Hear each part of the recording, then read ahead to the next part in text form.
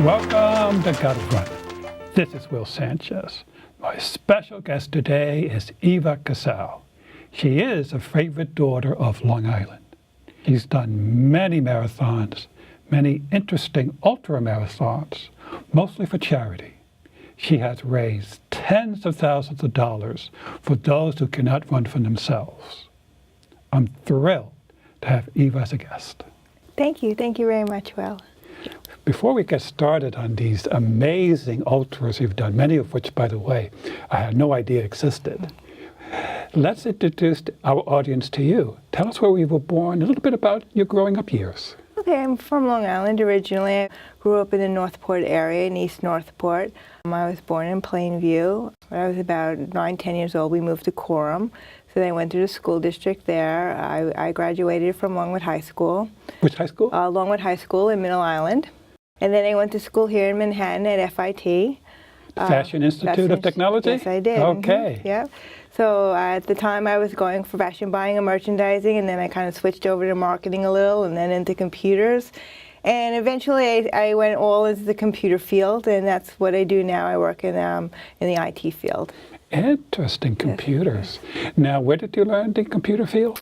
I started at FIT doing some marketing and computers, and then I went over to Stony Brook, and I did some more classes over at Stony Brook and some at Suffolk Community. And then a lot of it was hands-on learning and certificates. And now I work for a credit union on Long Island, and I'm the vice president of the information technology. Oh, okay. So you graduated beyond programming, whatever it was, COBOL or Fortran, or yes, now you manage a group of people? Yes. Interesting, interesting. I'm interested because I used to do computer work years and years ago. And you don't meet too many women in that field because they're not usually encouraged.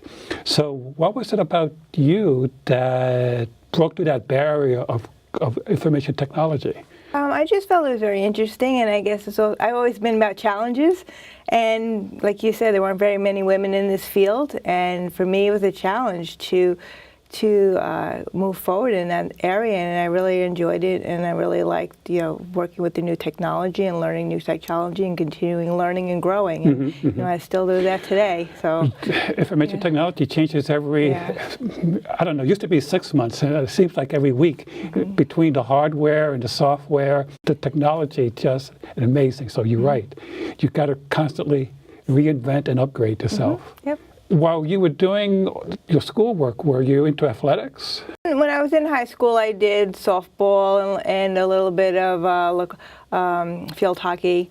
Didn't do much running. I didn't start running actually until maybe 11th grade or so. And it was an interesting story because one day my dad said to me, let's go outside and run tonight. I need to lose some weight. Why don't you come out with me, and when it gets dark, we'll start like jogging a little bit. So I would run with him at night real late, 9:30, 10 o'clock. We'd go around the block once, go around the block twice.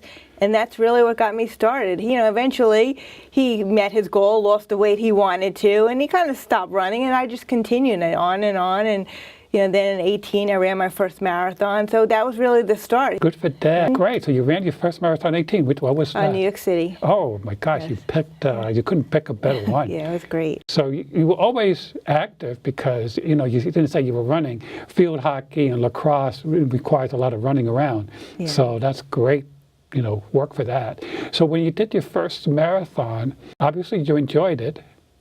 I did. It was very difficult. This was back in '83, so I think training back then was a lot different than training now. I don't remember doing long runs back then. Different type of nutrition.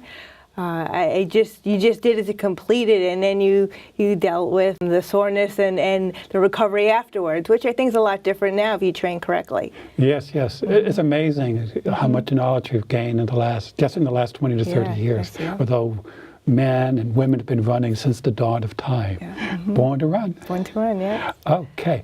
So what was the next big thing that happened to you after the first marathon? I ran it again 2 years later, and then I started to run other marathons on Long Island. The Long Island Marathon, I'd run that quite a few times.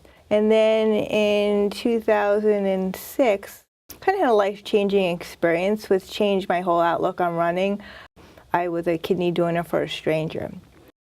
Really? You have donated one of your kidneys? Yes.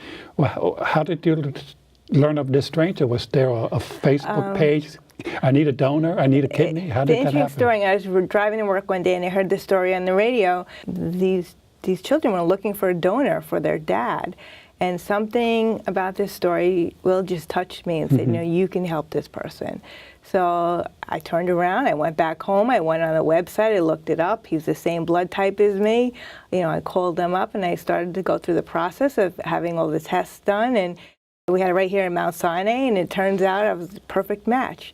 And I think just by doing that, it changed my outlook on giving back and helping others, and that's kind of when I got involved with doing charities and doing more running and pushing myself more. Oh my gosh. And it's just more it's really more challenges, and how can I use my passion for running to help others? My God, it was kind of a turning point for me. Obviously, that is tremendously generous of you. I would imagine some people might have tried to talk you out of it.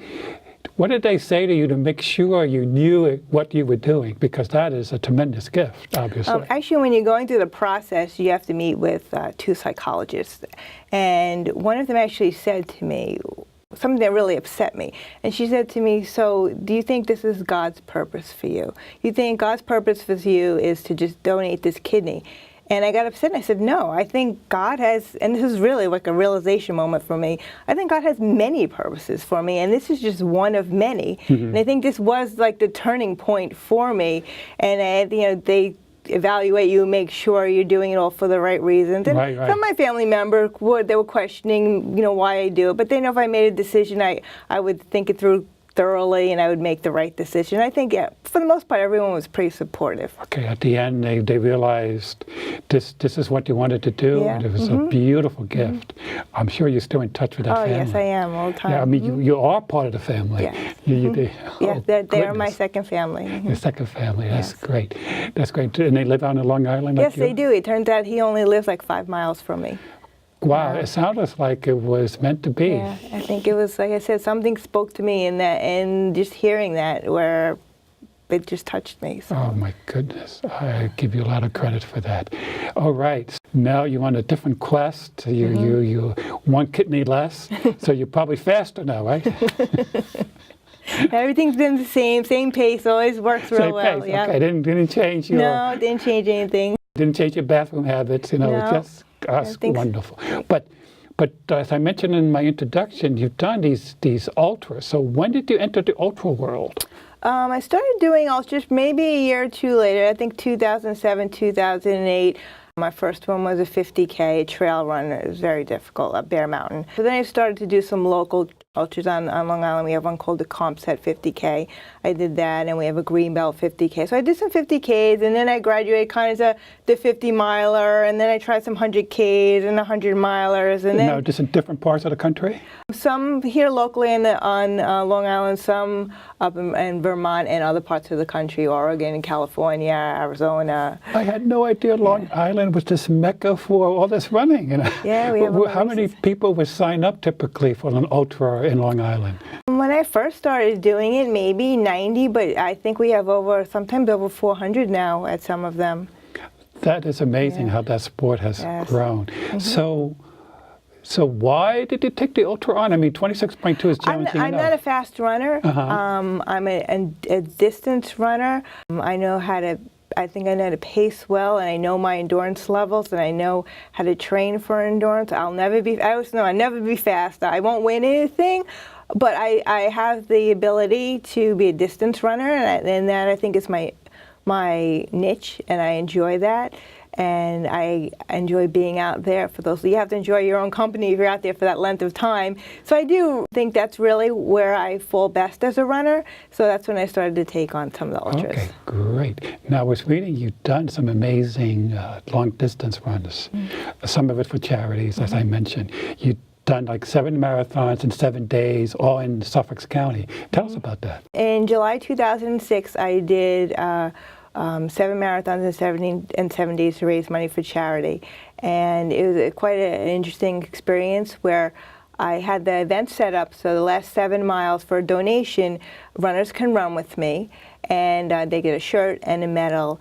And each day, more and more runners would come out, and then they started to come multiple times. I've had runners who came 5, 6, and even 7 times, every evening to come run with me. And it was just a wonderful experience because without their support, I could not have covered the distance, because their energy was what made me move forward. I knew if I got to mile 19, I was good, because that whole energy that was waiting for me at mile 19 was going to carry me the rest of the marathon for the day. Oh, excellent. And that was the same course 7 days in a row? No, we had a couple of different courses. I think 2 were in Nassau and 5 were in Suffolk. So we had different courses that we covered, that we made. Okay. Now, did you design the courses yourself? How were the 7 courses decided? Some of them were based around running stores and some organizations that supported what I was doing. So we would start and stop at those, and then we would have to also base it around where I could pick up people at the 19-mile mark, where they could park, where we could come back to. Okay.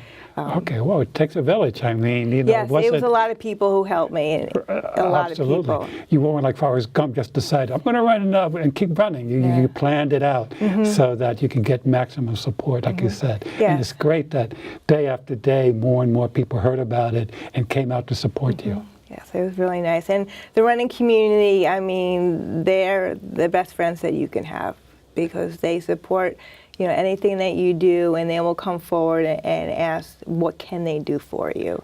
And that's the best thing about being a runner, is having this huge support of friends. Well, tell us, was there any particular one that had was memorable because you had extra help, or something funny happened during the course? One of the charity ones I did was called Ocean Sound Relay. It's a 50-mile relay on Long Island, and you usually do it in a team of 8.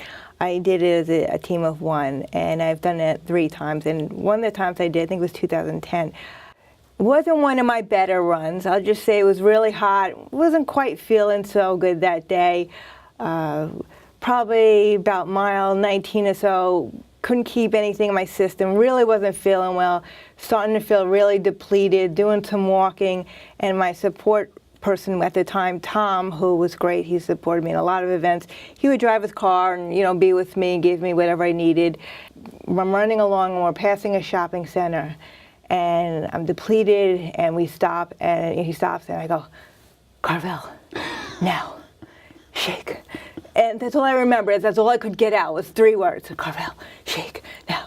And he goes, "Oh, no, you don't want to eat any dairy." I was so depleted, so we pulled over, and he went inside, and he got me the shake. I went inside. It was great going inside. It was nice and cool. I waited, and I take a few sips out of this shake, and I'm starting to feel better. It's like it was magic. And he's like, "No, don't drink too much, because you haven't been feeling that good." So he starts driving along, and a couple miles later, he hands me the shake again. I'm taking some more, and I'm like coming back to life now, back to where I was in the morning before I started. One or two more times that happened. I'm feeling really good, and then I'm looking at my watch, going, "Where'd he go? I didn't see him pass me," because he would usually leapfrog me in his car. And about an hour goes by, and I'm worried now. I'm like, where is he? So now I'm getting really worried. And I'm like, where's my shake? Now I'm starting to go slide down again, not feel so hot. Yeah. And as it turns out, his battery died, so he couldn't support me the rest of the race. And my boyfriend and a friend came by, because he had called them, and about maybe 10 miles left. I'm like mile 40 now. Not feeling that great, but much better than I felt earlier. Again, now I'm hungry, and I could probably keep something in my system. I needed the energy. So they had some Gatorade. Now Elizabeth shows up, pulls up about mile 7, right around the last leg, and she's like, "You need anything?" And I'm like, "I don't know, I'm starving. You have any goo or anything?" And she's not even a runner. She pulls her car over, opens up the trunk, and pulls out this mint chocolate goo. I don't know where she got it from, sitting in her trunk, under the wheel well somewhere. She's like, "I don't know, this has been sitting a while. Here, you want this?" Again, I took this goo. It was like magic. All of a sudden, the last 4 miles was probably the fastest I ran the whole day, because it just kind of hit my system and is good for you. did the right thing. So it was quite a memorable experience, between not feeling good, feeling better. Then my poor friend, his car dies, and then interesting. But then runners, friends came, support. I think that's the best thing you can have. Really. And the takeaway is, listen to your body. Yeah. It told you exactly what you needed. Yeah. Carvel. Now, I guess you needed that sugar or whatever it was in there. I don't know what was in there, but it just really helped me. Send that clip to Carvel and they can use you as a spokesperson. Who knew? Yeah, who knew? Totally intrigued with all these ultras, and I saw one called Baton Rouge to New Orleans. Yeah, 126.2 miles. And you did that by yourself? Yes, I brought 5 friends came with me. Your crew? Yes, my crew came with me. It was a great experience. It was very, very difficult. It was from Baton Rouge to New Orleans along the levee. So now this is after Katrina. This is when they rebuilt it? Yeah, this was about 3 years ago. So it was along the levee. I brought 5 of my friends who were nice enough to come with me, and we went to the van, and I have to say they spent 45 hours together in the van supporting me, taking turns coming out, running with me in the middle of the night. It took about 48 hours, so they were with me for 2 nights. They would switch on and off for 2 nights to stay with me, and they take turns sleeping, and it was a real difficult one, they but I got become through best it. friends forever with that experience among the 6 of you. Yeah, we did, and they've supported me for other overnight events too. It's been now, great. if I recall, you came in 2nd overall, didn't you? As a, Yeah, in 2nd women's? overall. Like I said, when I said, I got to look that one up, it's so intriguing. And then I saw the distance, and I go, gosh. And then I read that it's canceled for this year because it's raining so badly in Mississippi. They decided to, for safety reasons. In fact, it's going to be flooded, so it's part of the trail. Yeah. So you lucked out. It was an interesting experience. I think we all had we have tons of stories that came out of that. I mean, there's more stories from the crew than there were from me, but I heard a lot of the stories afterwards, and I think everyone overall had quite a memorable experience. It sounds like it. It sounds like it. I know you like to do things over and over again. You can't do it again this year. You know. But I think you said you did the Long Island Marathon like 10 times in a row. Yeah, I've done that quite a few times. Okay. Any other memorable, either marathon or what about a 5K? I did 1 or 2 5Ks this year. I've been doing them to support a group called Team Chris, which is another veterans group. So I've been running some smaller distance races. More than I normally do, but I've been doing them more for fun. Oh, okay. Well, you mentioned veterans. I think that's besides the Leukemia and Lymphoma Society, which have raised, I would imagine, over $100,000 in the last several years. You also started, I guess, Team Eva, which stands for your name, but I think it stands for something special. Yes, I've used Team Eva for the past 6-7 years to run for my charity events. The Team Eva stands for Every Veteran Appreciated. And this event this year is going to support Hope for the Warriors. And you got their T-shirt on. The shirt on.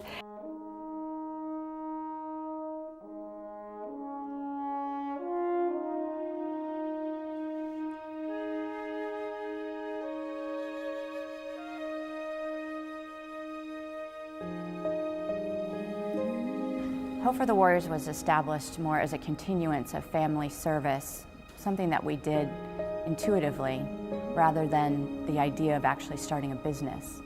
So the culture that was established from the very beginning really was who we were as families and what we were experiencing at the time and how did we support each other in a time of chaos and insecurity and an unknowing of the future.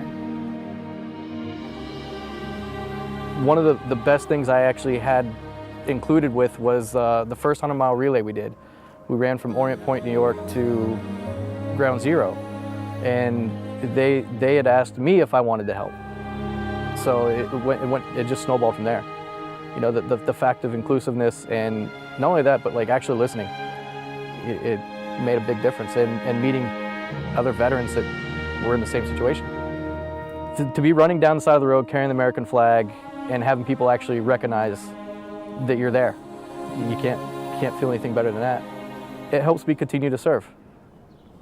It gives you, it lets me make difference in other people's lives through fitness, through a phone call, through just being there. They keep it at home. It's home-based. Their whole staff, doesn't matter what state you're in, you're treated like family. And that's huge. That's an individual that's allowing you in their life and you're allowing them in yours. It's very friendly to have an email, a phone conversation, a face-to-face with somebody who is willing to just listen and be humbled. That doesn't exist anywhere else. And I know from experience, it's very, I'll say, American family oriented. It's like, we want to take care of you guys. And that's how you feel. Not just as an individual, but as a family. Because when my wife and children see differences in me, it all stems from hope. They're happy, I'm happy, it's a wonderful life.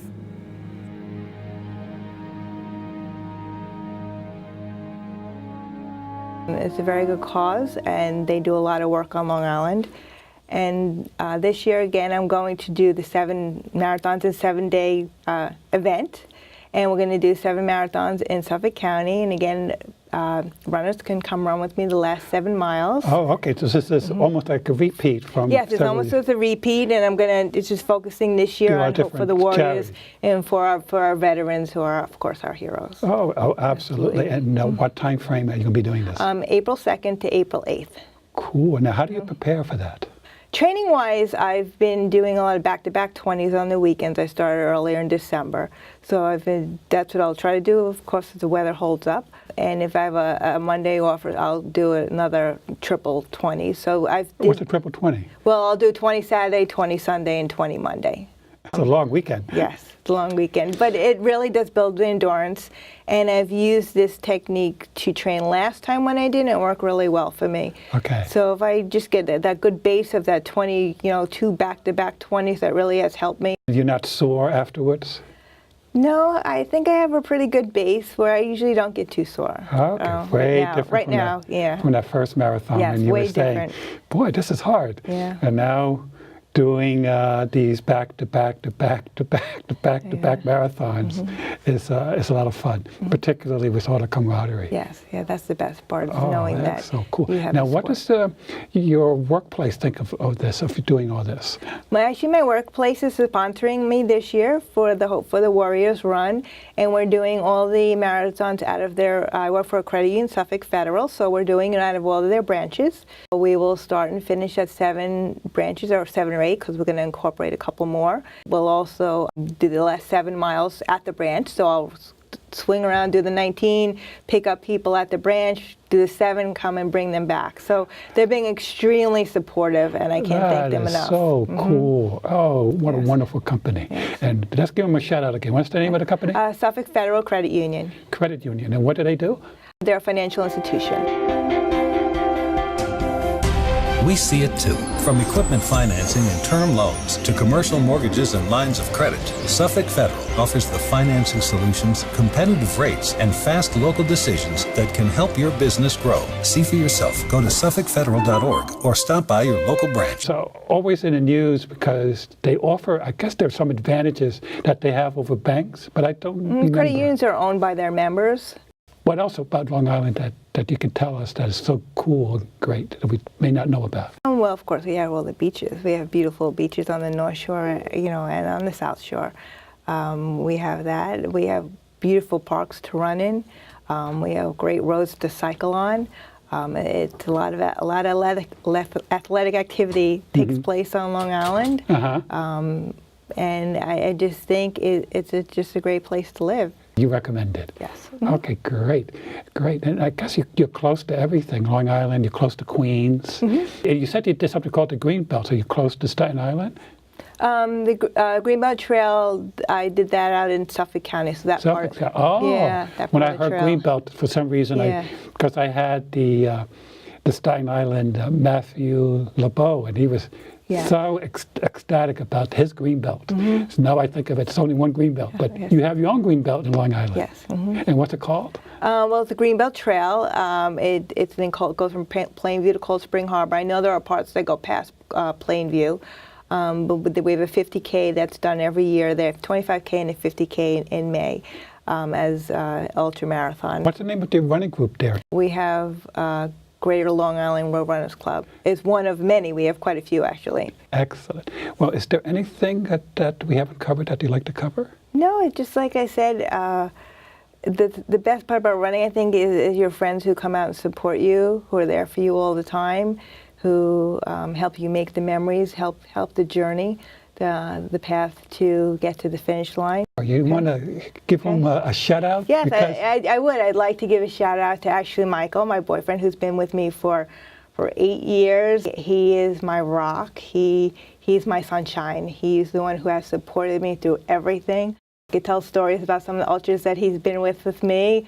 He knows when I'm struggling, and he knows what to do and how to keep me going. I have a lot of friends who have always supported me, Anne-Marie and Kathleen and Billy and Way and Judy. So many friends who have supported me. I can't even name them all. I know that Fred, they're all going to be there for me again. Heidi,